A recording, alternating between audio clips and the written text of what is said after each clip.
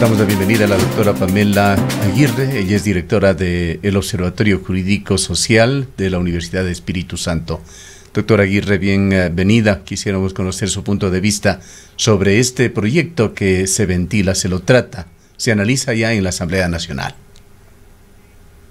Muy buenos días con todos. Gustavo, muchas gracias por la invitación y por permitirme compartir este espacio de reflexión con todos ustedes.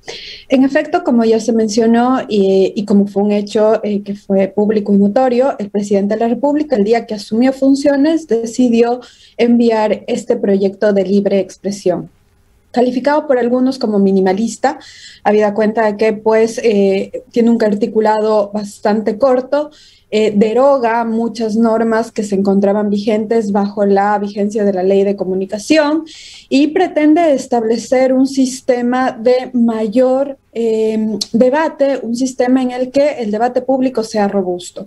En este sentido, elimina estas funciones de la administración pública de posibilidad de ingerir en el debate. No obstante aquello, y hay que señalar que es un buen debate, es un buen proyecto de ley, sí es importante señalar que hay algunos puntos que sí necesariamente tienen que ser debatidos en la Asamblea, habida cuenta del mandato constitucional, de la exigencia de un órgano que lidere y que sea el que esté encargado de un tema de, yo no diría regulación, pero sí de ejercer el arbitramiento, si cabe el término, dentro de este libre mercado de ideas que se requiere para que exista una democracia.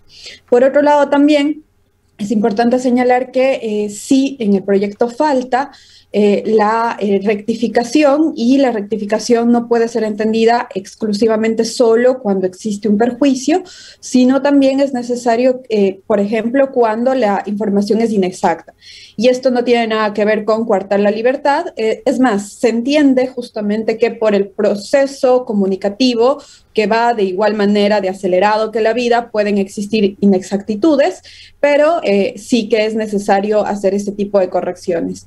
Y finalmente, se debe considerar un régimen que, en la ley de comunicación existente sí era bueno, y era el respecto a los medios de comunicación comunitarios, estos espacios de comunicación que se prestaron justamente para grupos que históricamente han sido excluidos de estos procesos masivos de comunicación. Ojo, no estoy diciendo que ellos han sido excluidos de la libertad de expresión, pero sí de medios de comunicación masivos como frecuencias de radio comunitarias. Esto necesariamente tiene que ser analizado y porque no puede haber regresividad en el ejercicio de los derechos. Si ya tienen un nivel de protección, pues es necesario mantener o elevar ese nivel de protección. Hay muchísimas aristas realmente para discutir en este tema, pero ya que usted ha tocado el tema de los medios comunitarios, en Ecuador se mantiene, y esto por una decisión de la Asamblea Nacional Constituyente, esa proporción en la distribución del espectro eléctrico de 33, 33, 34, que en definitiva es inaplicable. Sabemos lo que está pasando con los medios públicos, el Estado no puede sustentarlos en debida manera y se está muy lejos, más bien, en una situación de reducir ese porcentaje del 33%. En cuanto a los medios comunitarios, el gobierno nacional con Rafael Correa invirtió incluso, entrenó, dotó de equipos a medios comunitarios, pero estos no han encontrado la forma de ser sustentables y de sostenerse con el tiempo. Realmente mantener un medio de comunicación en Ecuador, quienes lo hacemos, sabemos lo complejo, lo difícil que es, sobre todo conseguir un funcionamiento desde el punto de vista financiero, económico, que permita ofertar un producto de calidad en comunicación para los oyentes. ¿Qué hacer con respecto a este tema? Como un ideal está muy bien esto de las cifras 33, 33, 34, pero en realidad es practicable. De hecho, lo que debe buscar la ley, y toda ley, no solo en el ámbito de la libertad de expresión, es hacer efectivos los derechos, es decir, establecer el camino, la vía para que esos derechos puedan ser realizados, concretados. En esa línea, yo estaría en desacuerdo de mantener un porcentaje que eventualmente va a ser una camisa de fuerza, pero sí mantener la idea de que estos existan y buscar mecanismos de financiamiento, buscar mecanismos mediante los cuales los medios puedan terminar de arrancar. ¿Y esto por qué?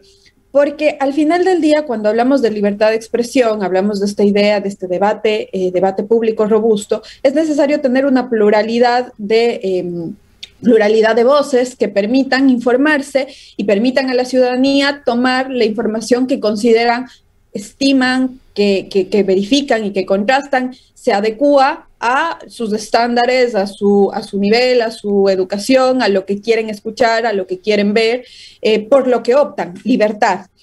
En esa línea también es importante señalar que me parece todavía prematuro poder decir que no han funcionado, en general me refiero a los medios de comunicación comunitarios, habida cuenta de que, como sabemos, pues para poder llevar a cabo y que sea exitoso una empresa, todavía es un periodo muy corto de tiempo. Vuelvo, insisto, tal vez los porcentajes sí que podrían ser eliminados, pero la idea de los medios comunitarios va en esa lógica de mantener este debate plural en este estado multicultural, plurinacional, y pues prestar un espacio importante. Ahora, fíjese usted que pueden ser distintos mecanismos y tal vez buscar estas plataformas sociales, estas redes sociales, que permitirían en alguna medida, con una baja inversión, mantenerlos, es decir, no es la misma inversión que se puede mantener en otros medios, pues puede pensarse en múltiples mecanismos. La idea es que la ley permita que estos puedan existir, permita que las comunidades, pueblos y nacionalidades indígenas accedan, que las minorías accedan, y de esa manera presentar este debate. Al final, vuelvo, insisto, es la audiencia la que escoge los medios de comunicación por los cuales se informa, los medios de comunicación con los cuales quiere interactuar, pero estos al menos deberían existir. Es la idea en una sociedad plural. Doctora Aguirre, muy buenos días. Otro de los debates que se ha intensificado en estos días tiene que ver con el de la autorregulación y la necesidad o no de contar con un organismo, con una instancia que de alguna manera regule a los medios de comunicación. Se ha descartado desde la gran mayoría de sectores la existencia de una nueva Supercom, pero sí se ha insistido en el fortalecimiento o el cambio de rumbo de lo que fue en su momento el Cordicom, hoy el Consejo de Comunicación. ¿Cómo queda esto en la nueva ley? ¿El Consejo de Comunicación debe seguir existiendo, pero además hacia dónde debería apuntar? El Consejo de Participación por mandato del pueblo tiene que seguir existiendo, más allá del nombre que se le quiera dar. Pero ¿cuáles son las funciones? Fíjese que para 2001, los estados en el sistema interamericano, a partir de una conferencia del Plan de la Acción de la Tercera Cumbre de las Américas, llegó a determinar que es el Estado el que debe propiciar, que debe generar espacios oportunos para la autorregulación. El Consejo de Comunicación, pues efectivamente debe ser ese mecanismo, esa instancia que permita que la autorregulación sea efectiva, sea eficaz, con capacitación, a través de mecanismos de comunicación directa con los medios, sin que esto quiera decir censura previa. Y vuelvo y repito, no estamos hablando de un órgano que tiene que ser el que esté súper vigilante del ejercicio de la libertad de expresión. Nada más contrario al ejercicio de la libertad de expresión, pero sí tiene que ser un organismo que pueda canalizar este debate de cómo debe realizarse esta autorregulación. Por ejemplo, fíjese usted, códigos de ética que sean transparentes. Por ejemplo, podría ser una institución, mecanismo de las veedurías ciudadanas, del defensor de la audiencia, es decir, mecanismos por medio de los cuales, sin ser coercitivos, son mecanismos que le permiten depurar a cada uno de los medios de comunicación esas malas prácticas e instituir las mejores. Recuerden ustedes que el binomio periodismo-responsabilidad está presente, es decir, no podemos pensar que la libertad de expresión es un derecho absoluto y que no tiene ningún tipo de límite. Ahora, el límite no viene por parte del Estado, sino por el ejercicio que del mismo se haga. Y nosotros hemos visto una experiencia exitosa a propósito de las semanas pasadas de este evento Colaposta. ¿Por qué? Porque el medio de comunicación tal vez debía actuar previamente señalándoles a los periodistas cuáles eran las normas de ética, la línea editorial, pero el momento en el que sobrepasan y el público es el que señala, aborrece estos actos, determina los excesos, pues se exige el cumplimiento y ellos automáticamente y voluntariamente deciden pues salir, como dijeron ellos, de ese traje que les queda apretado. Es un buen ejemplo, me parece, no de la autorregulación previa, pero sí de una autorregulación posterior que surge justamente de la audiencia. Ahora, hay que reconocer de que algunos cambios se dieron en Ecuador con el anterior gobierno. Uno de ellos fue la desaparición de la Supercoms, que se convirtió en una entidad realmente tenebrosa para los medios y los periodistas. Quedó Cordicom con el nombre de Consejo de Comunicación y allí hemos observado también un aporte positivo que ha venido dando el Consejo de Comunicación. Más bien se ha visto afectado por esa mala imagen que dejó el anterior Cordicom y que dejó sobre todo la Supertel. Pero hemos visto la realización de muy importantes coloquios, un tratamiento académico de los temas, se está generando allí, hasta donde conocemos, un repositorio bastante interesante para periodistas, para medios. Es decir, el Consejo de Comunicación conceptuado desde ese punto de vista de convertirse en un elemento para contribuir a la educación continua de los periodistas, incluso de quienes dirigen los medios, como usted señalaba, para ayudar, colaborar en la construcción de adecuados y prácticos códigos deontológicos, manuales de estilo, para definir líneas editoriales.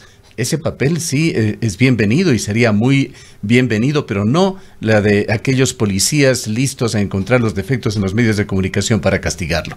Antes de darle la palabra, y perdóneme que me extienda, también recordamos el importantísimo papel que cumplió la CIESPAL en Ecuador. En su buena época contribuyó enormemente a mejorar la calidad de los comunicadores y de los medios de comunicación en Ecuador hasta que lamentablemente se politizó. Háblenos sobre este papel que pueden cumplir entidades estatales que podrían subsistir a estas reformas.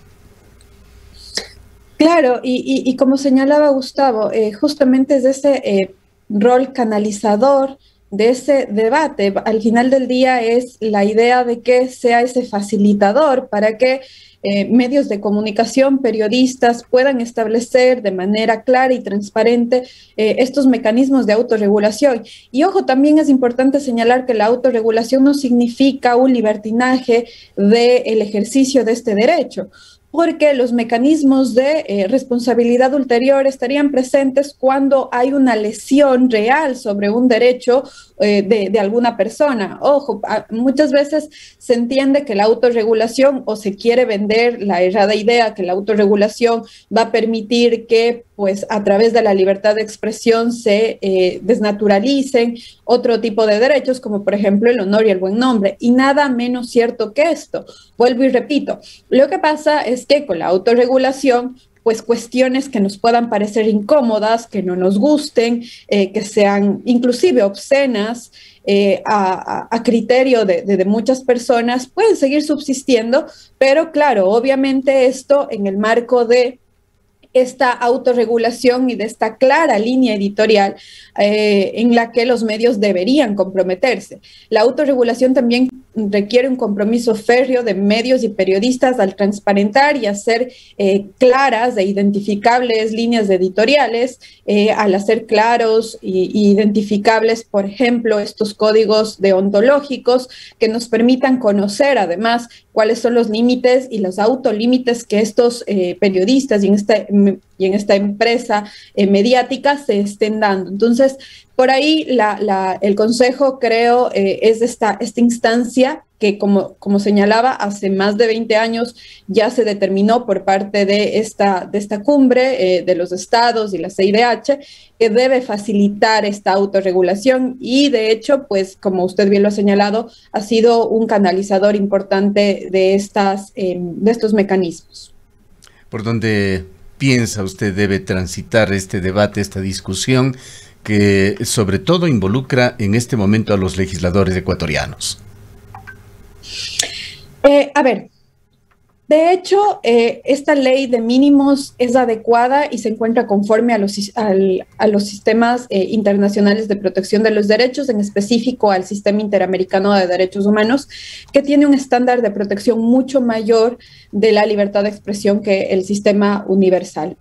Ahora, en el tema como hemos hecho referencia, el Consejo tiene que subsistir, es un mandato constitucional, esto no se puede desconocer, y pónganle el nombre que deseen. Al final el nombre no va a incidir, pero sí va a incidir las funciones que se le otorguen. Entonces, en esa línea, la ley debe señalar justamente que esta institución es ese canalizador de ese debate, que esta institución tiene la obligación de promover, de proteger la libertad de expresión, señalando y capacitando a los medios, a los periodistas sobre mecanismos adecuados de autorregulación.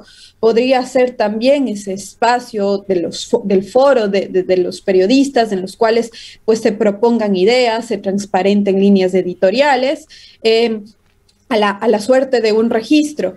¿Para qué? Para que finalmente pues cumpla ese rol y no otro de ser un mecanismo de censura previa como fue en el pasado. Respecto, doctora Aguirre, de esta responsabilidad ulterior, que además mucho se ha criticado de que se ha excluido de esta nueva propuesta de ley, ¿es necesario en la existencia de una ley de comunicación que esto se incluya, que esto esté evidenciado, que esto esté presente, o existe ya una normativa que puede dar respuesta en caso de que algún ciudadano o una ciudadana, cualquier persona pueda sentirse afectada o sienta que sus derechos han sido lesionados por parte de algo que se haya dicho o difundido o informado a través de algún medio de comunicación? Esto debe estar en esta ley, debe quedar en esta nueva ley, lo de la responsabilidad ulterior, además el derecho a la réplica, que han sido otros elementos de defensa, en este caso del ciudadano. A ver, el ejercicio del derecho a la réplica y rectificación sí que deberían estar expresamente determinados de la ley, haciendo una diferencia, vuelvo y repito. Réplica cuando se tratan de opiniones, rectificación cuando se trata de información. Son distintos mecanismos que tienen que ver con distintos discursos que se manejan en el ejercicio de este derecho. No solo por parte de periodistas, una es la opinión y otra es la información que se emite. Entonces, respecto a las opiniones, pues una réplica; respecto a la información, rectificación, y vuelvo, insisto, no necesariamente tiene que haber una mala fe.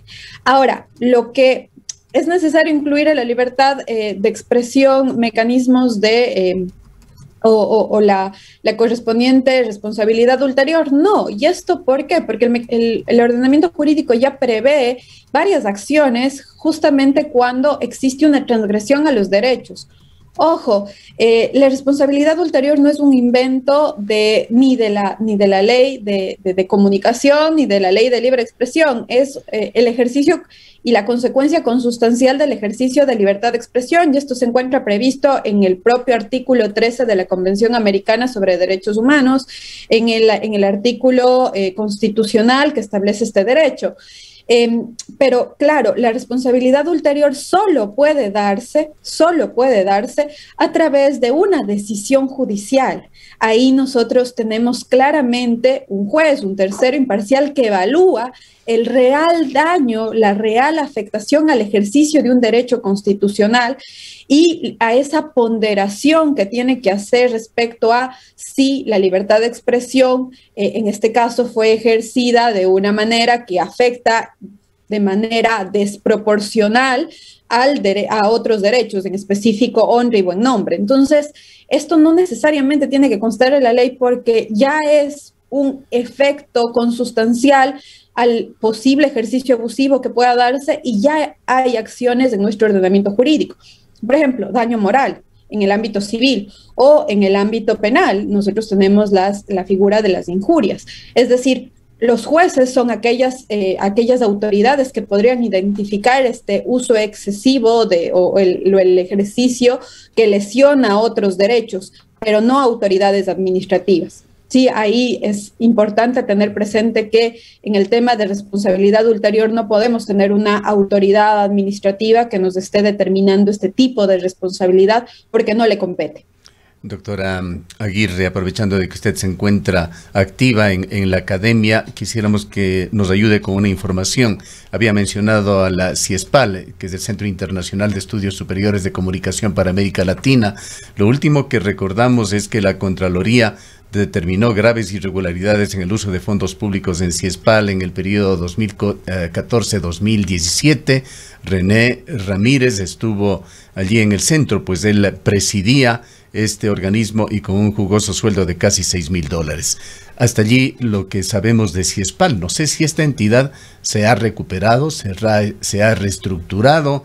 ¿Qué nos puede comentar colateralmente sobre esta que fue una muy importante información y que aportó mucho al periodismo ecuatoriano y latinoamericano? Pues lamentablemente la figura de esta institución, como usted lo señala, se vino a menos a propósito de estas denuncias. En el gobierno pasado, pues efectivamente ha estado bastante opacada y bueno, no solo por las decisiones tal vez del presidente, sino por la pandemia misma. Y recordemos que el Ejecutivo es el que organiza las instituciones, que determina su creación, su extensión o inclusive el redireccionamiento de las funciones que se puedan dar. Podría pensarse inclusive que el CIESPAL, si se considera oportuno por parte inclusive del Consejo de Comunicación, que sea este ente de capacitación. Podría darse esto a través de una decisión del Ejecutivo, pero como le digo, pues no es a día de hoy una institución que sea activa en este proceso comunicativo. Pues dentro de este proceso es muy importante, sumamente importante esto de la educación continua para los periodistas y ahí es donde podría entrar el CIESPAL y de hecho todas las universidades ecuatorianas. Cualquier comentario adicional que quiera usted realizar, doctora Aguirre, es bienvenida. Muchísimas gracias. Recordemos que el ejercicio de la libertad de expresión es un derecho consustancial al ser humano, no es gratuito, no es una suerte o no fue una coincidencia que sea considerado como el primer derecho a incluir en la Constitución de Estados Unidos.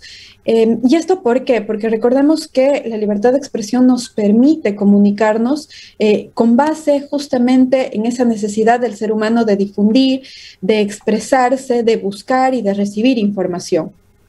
También es importante señalar, y esto debe recordarse, que la libertad de expresión no protege solo a aquellos discursos que nos agradan, que nos convienen, sino a aquellos que nos incomodan, aquellos que son molestos.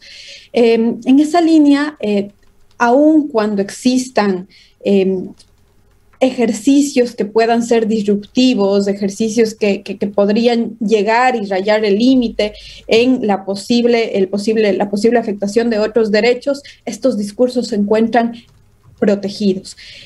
La libertad de expresión lo que busca generar es que exista un debate público robusto y esto quiere decir que todos podamos participar en libertad de nuestro ejercicio para poder señalar lo que nos parece, lo que nos gusta y lo que nos disgusta. Este derecho nos permite afianzar la democracia y esto también se ha dicho a lo largo de todas las decisiones de la Corte Interamericana respecto a la protección de la libertad de expresión. La libertad de expresión no solo la ejercen los periodistas, la ejercemos nosotros, los ciudadanos, los académicos, todas las personas que estamos detrás, escuchando, buscando, informándonos y también reproduciendo información. De ahí su importancia en este funcionamiento del Estado democrático. Simplemente un llamado, vuelvo y repito, a el entendimiento de que este derecho tiene este ámbito de protección muy fuerte, y que justamente por eso es que nos permite poder vivir en democracia. Agradezco muchísimo esta invitación. Muchas gracias a usted. Han escuchado a la doctora Pamela Aguirre, ella es directora del Observatorio Jurídico Social de la Universidad Espíritu Santo.